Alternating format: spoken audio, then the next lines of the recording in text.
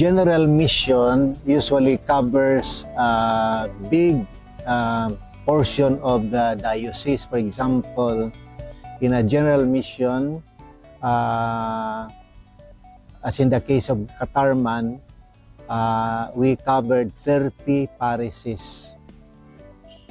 So by that alone, the term general mission explains, no? As against the regular mission that we do, which we may call short mission, which we only cater to one parish at a time. So that is the big difference between the regular or short mission and a general or long mission, which we cover the whole diocese, whereas the short we only cover one parish. Usually in the general mission, it is by invitation. In the case of Catarman Diocese, we were invited by the bishop to help them in the preparation for their 50th anniversary as a diocese. So there was an invitation for us to help them in the preparation. So basically, our contribution is what we call the mission in the different parishes, and we go to the different barangays with the people.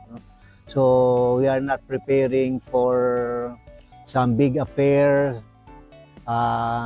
like gathering of leaders or gathering of priests of the clergy to celebrate the 50th anniversary. Our contribution, our preparation is with among the people. No? Basically, in the evangelization process, no? Being with them, living with them, celebrating the Eucharist, the sacrament, no? Visiting them in their homes, and gathering different sectors of the community of the barangay. For example, gathering of men, of women, of leaders, of the youth and children. So we give focus, priority, importance to the people themselves, no? Rather than any other way of preparing. No? Our preparation is directly involving the residents, the people, the community. Yeah, the preparation for the general mission in Catarman started way back in October, November 2023. That was our first meeting with Bishop Emmanuel Transi, now emeritus. He was the one who invited the Redemptorist to help them in the 50th anniversary preparation. And there were several meetings with them, laying down the what would be our message, our content, the methodologies that we use in the mission. So that was discussed with the bishop and some of his priests, especially the pastoral director and the BEC coordinator of the diocese. So it involved several meetings, and we attended also their clergy meeting to present to the clergy the plans that were made by both the Redemptorist and the diocese.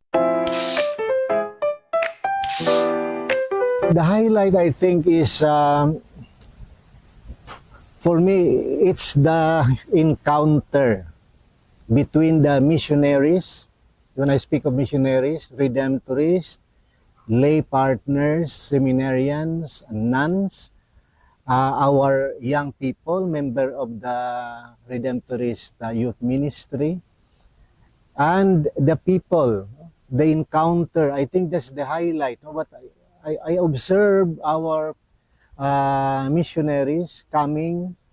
They were all smiles, you know. They were so joyful that they are part of this mission.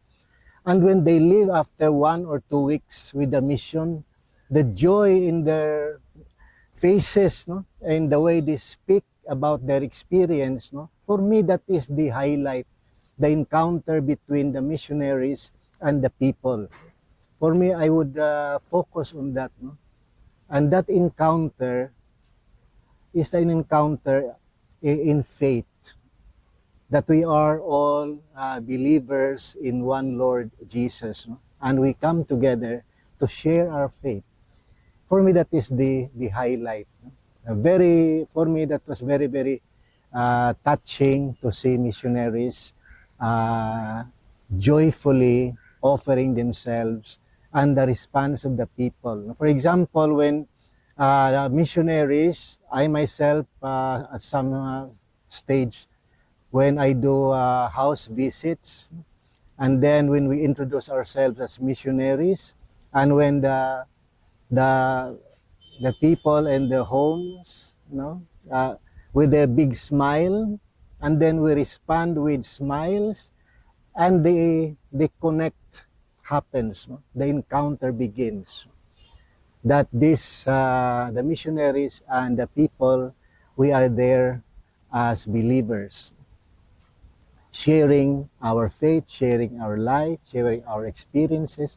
For me, that is the big thing for me. I'm really very, very grateful, for this mission, for my part, personally, to be involved in it, to be part of it. But most especially, the involvement of so many Redemptorists, especially our young and even the old. Father Emmy in his 80s volunteered in this mission. And our lay people, and even our seminarians, even our friends, who some of them did not have any experience of mission but joined us. And they were so enriched, they were so glad, so happy to be part of the mission. So for me, that is something that I'm very, very grateful for. People generously offering themselves for this mission. And of course, I'm very, very grateful that in all the 30 parishes that we have covered, the response of the people really would, strengthen one's faith, that God, that the Lord is right there working among us, the missionaries and the people themselves. So that is a very high point in my own personal experience of this mission. The Redemptorist is open for people who would like to be part, to experience mission. Our mission is not only going to parishes, other parishes or dioceses. Our mission is also in our churches, in our parishes, in the different ministries of the Redemptorist, justice and peace, formation, and many others, like media, multimedia. So our apostolate and mysteries are varied, and anyone can participate in any of those, depending on your interest or your skills. You are really very welcome, and you are needed in the Redemptorist mission. So be part of it. I am inviting you to participate in any of our ministries.